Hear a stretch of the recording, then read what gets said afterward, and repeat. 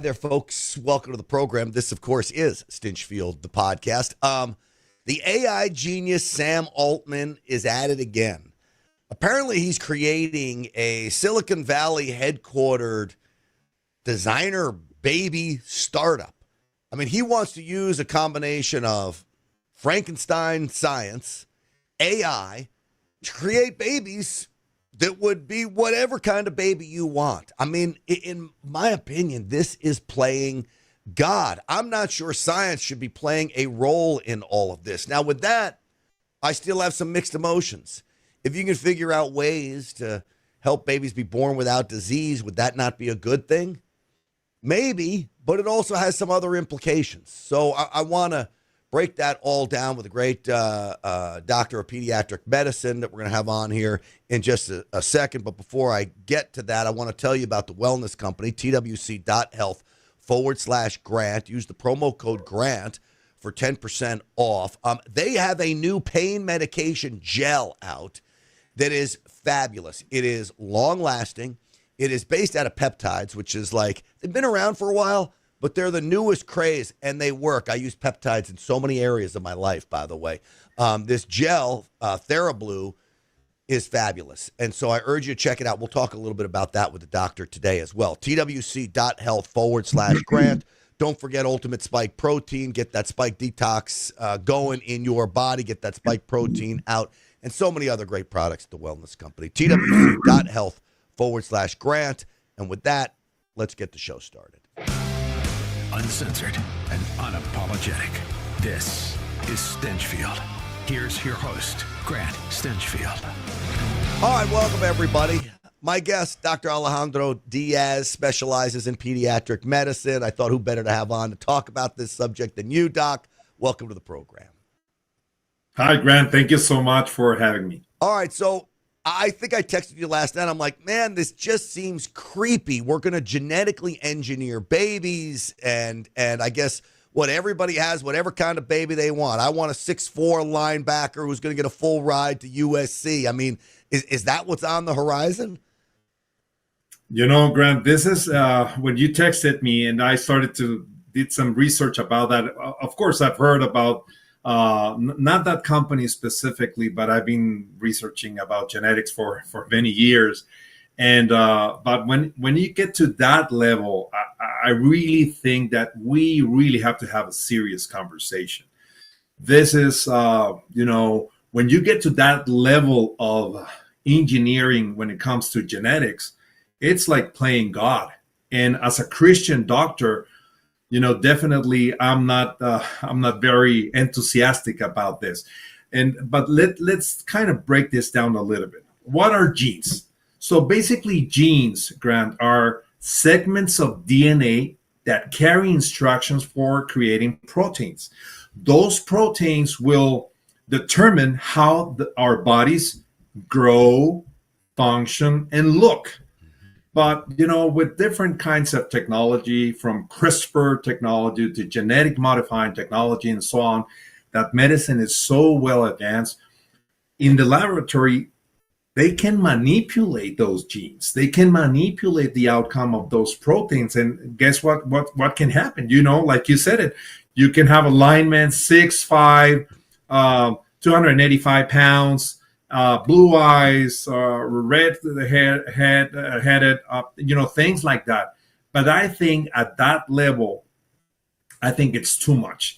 Yes, it's important. And I can tell you that worldwide, there are approximately 300 million people living right now with different genetic diseases. And there's some of them, they're devastating diseases. Yes, you can work a little bit on those kind of problems, but when you are manipulating how somebody will look or think, that's a different conversation. Well, and that's what worries me as well, is what if you start manipulating them to how they think, and then you create this, society of living robots. A colleague of yours, Nicholas Holscher, was talking about this on a podcast he's got. I'm going to play a clip from him, and then I'll get your response. What this is, and what I outlined in that Substack, is this is kind of Dr. Frankenstein coming back from the dead.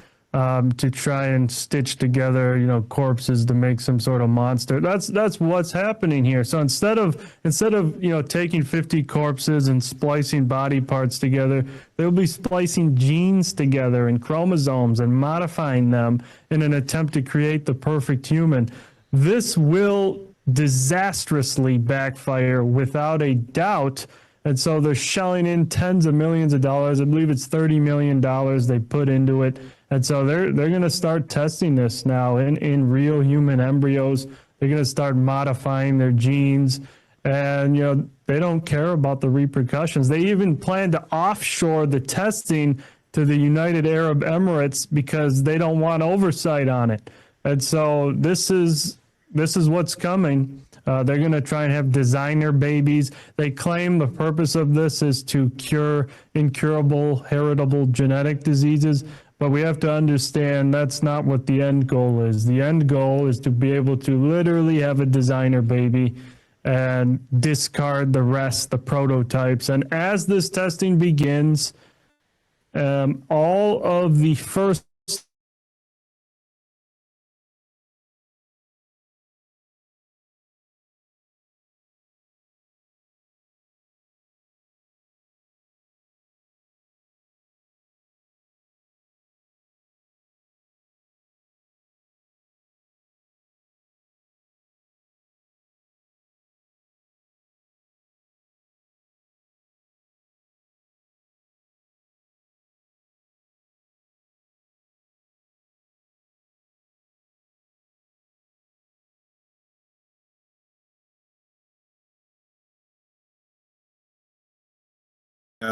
carry the instructions to see how the body will look and function and grow. They can also manipulate different things, how the individual will think, how behavior will be, and things along that line.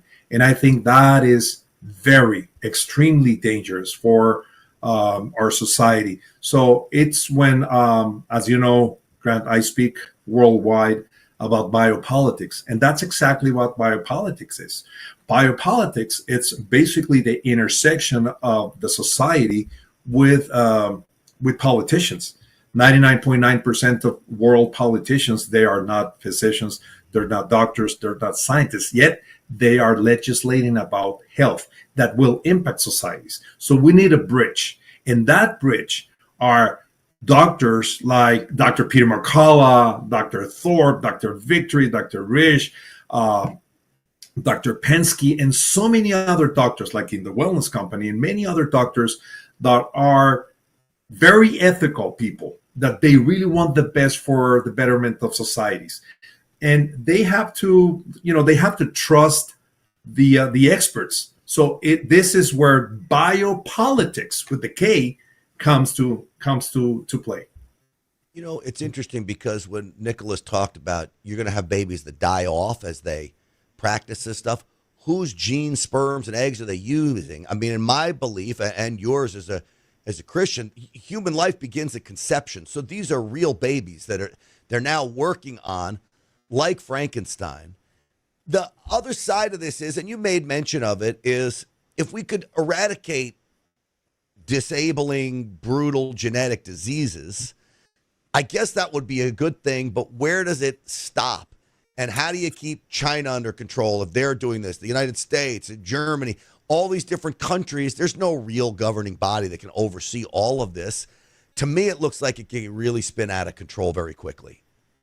You're exactly right, Grant. So this is why I really think that we have to have a very biopolitical, serious conversation, because when who will be the judge, or who will be that forum or that person or that group of people that will say, well, we're going to stop here. We cannot manipulate a little bit, not even 1 millimeter from here. So that's where the conversation has to go. Can you imagine that they can prolong life, like to live 300 years? They can do that if they manipulate well those proteins, that fragments of DNA. I mean, that can be disastrous. As you know, on the Bible, it says on Genesis 6:3 that men shall live until 120 years. Wow. So we're designed to live that long. But can you imagine 300 years? No, and think what that would do to society. I mean, already we got a problem with Social Security lasting people, to 85 and what people are living to now. And this gets into the whole idea of, Bill Gates and all these whack jobs wanting to limit the population and decrease the age of people. So it's very scary, and then I look at doctors. A lot of people look at doctors like many of them want to play God. So I'm sure for every one of the Alejandro Diaz's and Dr. Peter McCullough's, there's another guy that's going to be eager to work with Sam Altman. Well, definitely. And this is when it gets ethical. As Christians and as human beings, we have to be ethical. And then, but also we have to be, we have to have this kind of conversations until where we can stop or when we can continue. So those are the hard questions we have to ask. Let me play another clip from Sam Altman, and it's just interesting because it gives you somewhat of an insight into his viewpoint towards life, the world, AI, how it all meshes together. It's not directly related to designer babies, but you could see where his thought process is. Take a listen. There's nothing like, I'm sure having a kid will be even stronger, but just even really getting ready to have a kid, there's nothing like, at least for me, there's been nothing that has made AGI seem so irrelevant. And the level of excitement I have about AGI, I thought was pretty high, but it's so much higher about having a kid. It really puts into perspective what actually matters. And I think that is that's a specific lens on the general phenomenon, which is we have been developing incredible new technology for a long time. And each time it's happened, people have had these conversations. What does this mean? The Industrial Revolution comes along. These machines take all of our jobs. What does this mean? Computer revolution comes along. Computers take a bunch of current jobs. What does it mean? And the answer, at least in terms of what it means to be human, is not very much. The economy will grow. The kinds of jobs people will do will change. And people will care way more and love their kids way more than they care about AGI and anything else that any technology can deliver. The deep human drives are so powerful and have been here for so long, and evolutionary drift is pretty slow, that, I think in some sense, my kids will grow up in a super different world, and in some other sense, it'll be exactly the same. So it's interesting listening to him talk there. So AGI is artificial general intelligence. This is his AI models. And he talks about it's going to improve the world so much, and he makes mention of people losing jobs, but it's not going to really have an effect on human life. I actually think the guy's like wishful thinking right here, Doc. I have to disagree with some of the things he said. He says that he wants that his children will grow in a complete different world. As for my kids, I have, as you know, Grant, I have 4 beautiful boys, and I want my kids, my family to live in a normal Christian world where they can have families, where they can develop, they can worship, they can be great persons, help more people, and just live normal, natural lives. We don't have to play God. That's God's job. We have just to obey. We have to be good Christians, and we have to follow his rules. Yeah. It's all very, very, very good advice about that. I don't think he was asked, I don't have the clip in front of me, but he was asked about, does he believe in a higher power? He says he believes in a higher power, but then he couldn't explain what it is. So clearly, I don't think he's very, quote, religious. Now, he may believe in spirituality and all that, and he kind of gave a runaround answer about God, but he's not deeply rooted in the Bible or Judeo-Christian values of how the world was formed.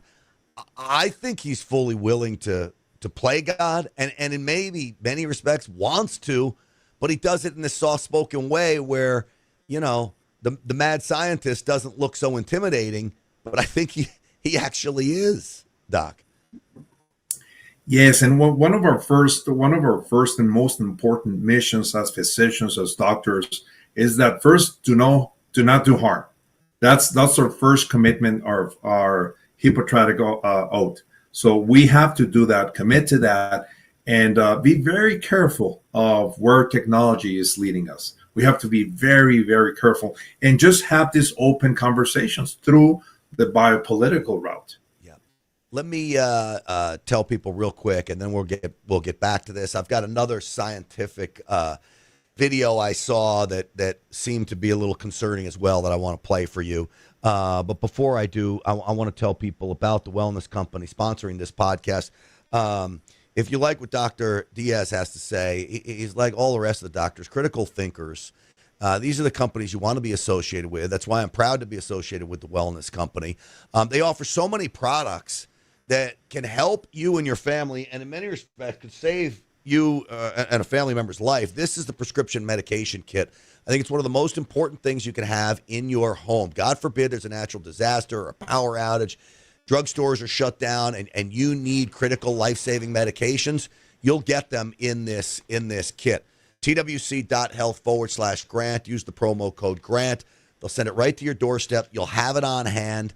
That's fabulous. And then I mentioned this TheraBlue new pain medication cream. And it's based with peptides. And I'm going to ask the doctor to help me go through this cream a little bit. TWC.health/grant.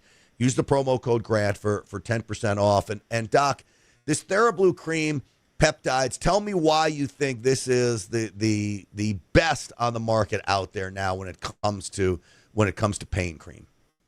Well, first of all, the components. The wellness company was able to compound more than 11 ingredients, amazing ingredients, and from NAD, methylene blue, vitamin E, castor oil, and so many other like turmeric, arnica, and so on and so forth. And they compounded this gel for deep pain relief. And it's amazing how it works. It really get rid of pain. And as you know, Grant, over 65 million people in the United States live with chronic pain. And, pain can lead patients to develop high blood pressure, anxiety, depression, and so many other conditions. Is it joint pain, muscle pain, both? Yes. Both. Correct. Okay. And is it prescription or non-prescription? It's non-prescription. Okay. It's what we call a combination of peptides and botanical products. Awesome. TWC.health/grant. Use that promo code GRANT for 10% off. All right, back to Sam Altman. Let me play another clip of him, Doc. So he's talking about genetically engineering babies. You combine that to what he's saying there with AI. I don't know if you've ever seen the movie Idiocracy. It wasn't a very good movie, but it was all about just the downfall of society and how dumb people became because machines were doing everything for them. I mean, even today, I've got to make sure that my kid is not using AI, and then you got teachers putting their papers through AI checkers because nobody has to do the work anymore. Absolutely right. Just what happened when you and I were growing up watching Terminator. It's happening right now. It's what we call transhumanism. Yeah. And it seems that many of people in the high technology world, they want to lead society to transhumanism. And that I am sure that will be the end of our society as we see it today. It scares me to death. I mean, look, you're a doctor. What stops me from going to ChatGPT, says I got a rash here, put a picture of the rash in, and then say, can you tell me what it is and what I should treat it? It'll come back with an answer, and I bet you it's pretty close to coming up with the right answer. Even better, because AI has access to all the articles in the world who have been written in scientific data, all the books and everything, and no doctor can have in their mind access to that, the volume of information. So we are in a very unfair unfair competition with AI. I'm working with an Israeli company that has AI software that is an add-on to X-ray machines, like you see in the airport or at your sporting stadiums.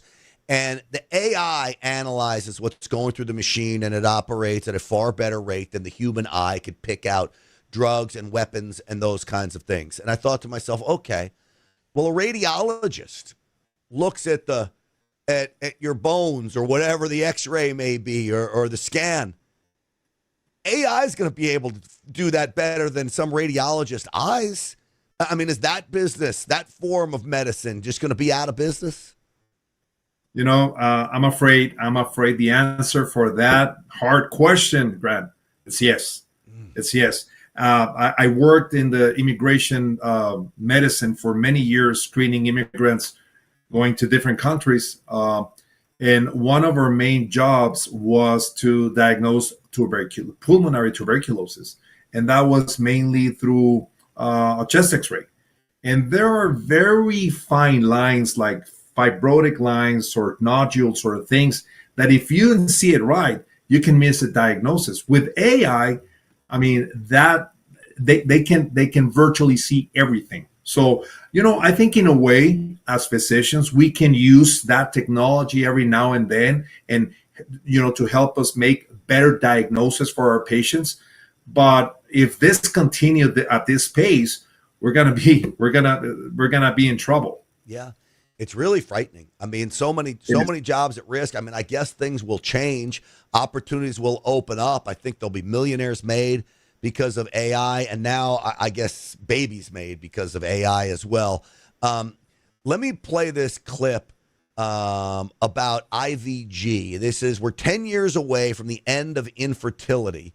This was produced about 2 or 3 years ago, but let me play this clip for you and get your response to this. If this becomes a reality, it could mean that same-sex couples could be able to one day have biological children of their own. We could basically just take a blood sample and turn those blood cells first into stem cells and then ultimately into viable human eggs. That might sound like science fiction, but it's a very real process called IVG, a breakthrough that has the potential to allow anyone unable to get pregnant for any reason to have biological children. So far, IVG has only been successfully performed in mice. However, a fast-growing and well-funded startup in Berkeley, California, is looking to make it a reality for a current generation of would-be parents. If this works, it could be one of the most significant technologies that are ever created. All right, Doc, I'm going to play a little more of it in a second, but they're talking about creating babies without even having to have a woman involved? I mean, for real? Grant, let me give you my personal opinion. I totally disapprove this. I totally disagree with this.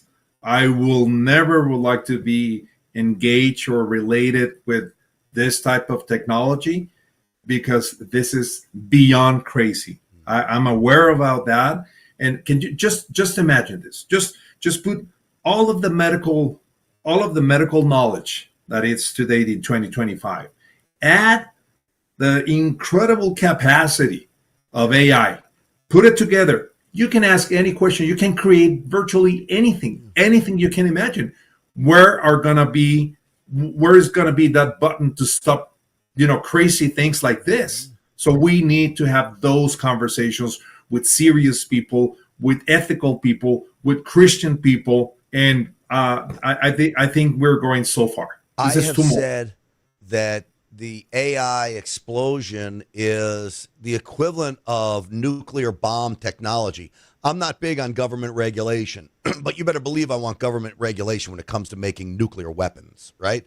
I think AI is the same type of thing. It has the potential to do such great good, but boy, it has the potential to do such great harm. When I hear a company taking a woman out of the process of making a baby, and in the same token, taking a man out of the process of making a baby. I think they're telling you could make a baby with 2 women, too. You've now made an end run around God. And I don't know, you're going to meet your maker sometime, and I don't think the maker's going to be very happy. I totally agree with you. And we have to be extremely cautious about this. We have to take care of the social fabric from the ethical standpoint. We have to be more ethical in all aspects of life when it comes to science, when it comes to medicine, how we treat our patients, how we take care of our patients. This personal relationship, even when we use telemedicine, that's amazing technology, but it's one person talking to another person, not a robot talking to a person. That will never substitute the human connection that I think it's the start of the healing process. That's what I say to my patients all the time. I think I'm cool at 56 years old and I can use AI. The thumbnail for this video, if you look at this on Rumble and YouTube with Sam Altman working on a computer with babies surrounded, created in about 30 seconds using AI. I told it what to create and it created that thumbnail. I mean, it's pretty amazing. It would have taken a graphic designer. I would have been hours for them to come back with this for me. Last night, I was looking to take my son to go look at Ole Miss University. My buddy lives in Memphis. He's got Grizzly tickets, the NBA team. I asked AI, find me a weekend where the Grizzlies play on Thursday and the Ole Miss Rebels play on a Saturday. Find me a weekend after January 15th where that happens. And do you know AI? Now, it worked for about 3 minutes to come back with this. It came back with the weekends of when there's a Thursday NBA game and a Saturday college game that would work for my weekend. And that is like the most basic, top level use of AI. They are using it for so many other things that I don't even think we're scratching the surface on. For those kind of things, when it comes to AI, I'm all in for it.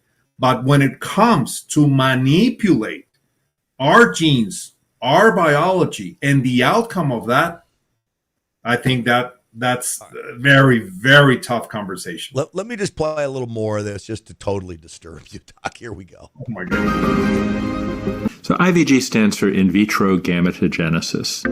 In vitro means in glass. Gametes are eggs and sperm.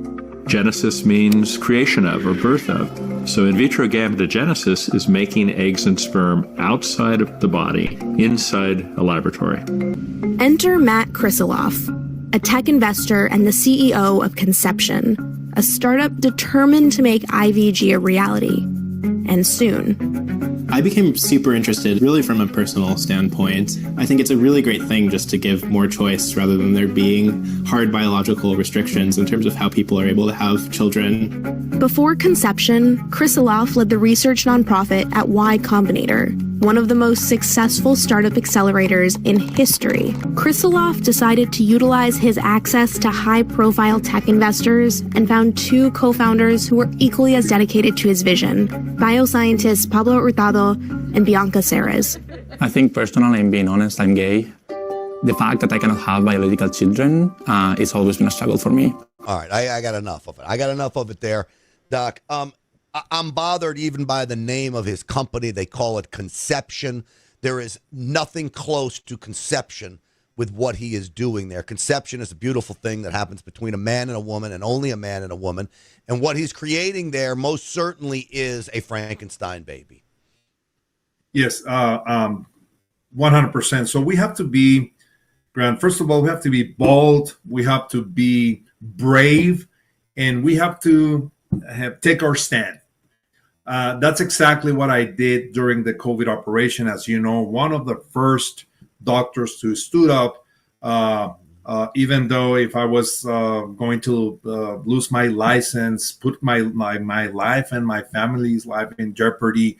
And I've been speaking all over the world, in many places.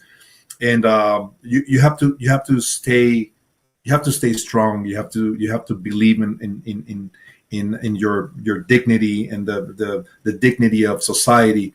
And we have to say no to crazy things. Well, we have to be bold on those things. That's why I have you and the other wellness company doctors on the program, because there's no doubt about it that you are bold, knowledgeable, and courageous when it comes to speaking up about these things.